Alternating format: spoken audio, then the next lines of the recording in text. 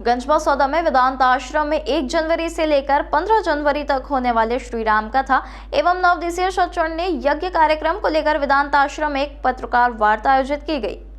जिसमें वेदांत आश्रम के संस्थापक श्रीमद गुरु अनंतानंद द्वाराचार्य स्वामी डॉक्टर राम कलमदास वेदांत जी ने एक पत्रकार वार्ता आयोजित कर बताया कि 1 जनवरी से लेकर 15 जनवरी तक श्री राम कथा एवं 9 दिवसीय सचंडी यज्ञ कार्यक्रम शुरू हो गया है। वेदांत जी ने पत्रकारों को संबोधित करते हुए कहा कि आप सभी के माध्यम से मैं आप सभी को नगर के क्षेत्रवासी एवं ग्रामवासियों को सपरिवार इस कार्यक्रम के सभी आयोजित कार्यक्रमों में आमंत्रित करता हूँ। राम मंदिर के एक सवाल के जवाब में वेदांत जी ने कहा कि अयोध्या तो शुरू से ही केंद्र बिंदु रहा है, चाहे वाल्मीकि रामायण से हो या किसी और रामायण में। अयोध्या तो हमारे प्रभु श्री राम जी की जन्मस्थली है, जिस पर संपूर्ण विश्व गौरव का अनुभव करता है। वह अभी तक उपेक्षित भाव में पड़ी थी, उसकी मान व मर्यादा नहीं थी, पर अब उस स्थल पर दिव्य मंदिर का निर्माण हो रहा है, जिसमें हमारे प्रभु श्री राम विराजमान होंगे। यह हम सभी सनातनियों के लिए गौरव और गरिमा की बात है। वहीं बैठक में पत्रकार बंधुओं के साथ आश्रम से जुड़े अनेक भक्तगण बड़ी संख्या में मौजूद रहे।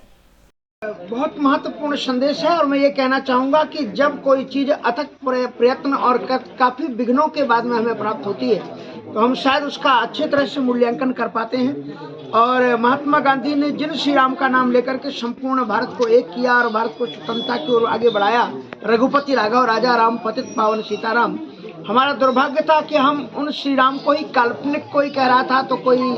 वैचारिक राम को बता रहा था, ऐतिहासिक तक मानने के लिए तैयार नहीं थे। और ऐसी परिस्थितियों में हमारे माननीय सुप्रीम कोर्ट के माध्यम से जो जजमेंट मिला और भव्यतम दिव्यतम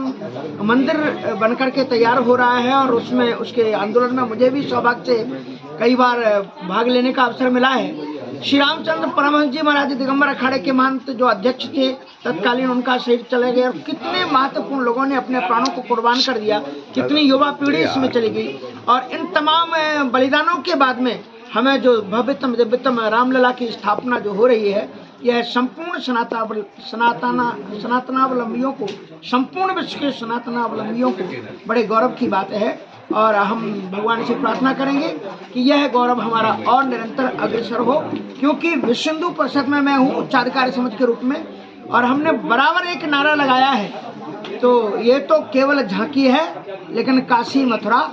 बाकी है। इसलिए अब ये झांकी हो गई, अब हम आगे के पड़ाव की ओर अपनी दृष्टि करेंगे और अब हम आगे बढ़ेंगे काशी विश्वनाथ जी की तरफ। और उसके भी साक्ष्य की जरूरत नहीं है, क्योंकि सबसे ज़्यादा कठिन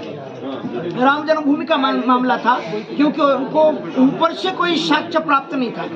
और उत्खनन करना पड़ा, तब कई चीज़ें हमें मिली और उसके बाद में कई बार हमें कोर्टों के चक्कर काटने पड़े। लेकिन चाहे हम काशी विश्वनाथ मंदिर जाएं और चाहे कृष्ण जन्मभूमि जाएं, इनके आज भी अवशिष्ट मंदिरों के रूप में ही परिवर्तित हैं। इसलिए हमें उसमें कोई भी जब एक न्याय का द्वार खुलता है तो वो अपने पीछे कई द्वारों को खोलता हुआ चला गया है। तो जिस तर्ज पर राम जन्मभूमि मंदिर का निर्माण का कार्य मार्ग प्रशस्त हुआ है, उसी तरह से अब हमें लगता है, इसमें कोई संदेह नहीं है, उसी को आधार मानते हुए अन्य अदालतें भी हमारे जो तीर्थ स्थान हैं उनके प्रति न्याय करेंगी और हमें निश्चित रूप से उनके इस वैदुष्यपूर्ण न्याय के माध्यम से कृष्ण जन्मभूमि और फिर काशी विश्वनाथ जी की भी हमें प्राप्ति होगी। और हम वहाँ पर भी उत्साह और शौर्य के साथ हम तो चाहते हैं कि अगले जन्म में हम कृष्ण जन्माष्टमी तक भगवान कृष्ण जी की स्थापना भी करें और शिवरात्रि को भगवान शंकर जी की स्थापना। और ये कई आ रहे हैं, तो इन्हीं शब्दों के साथ में बहुत बहुत हर्ष का विषय है कि हम रामलला की स्थापना करने जा रहे हैं 22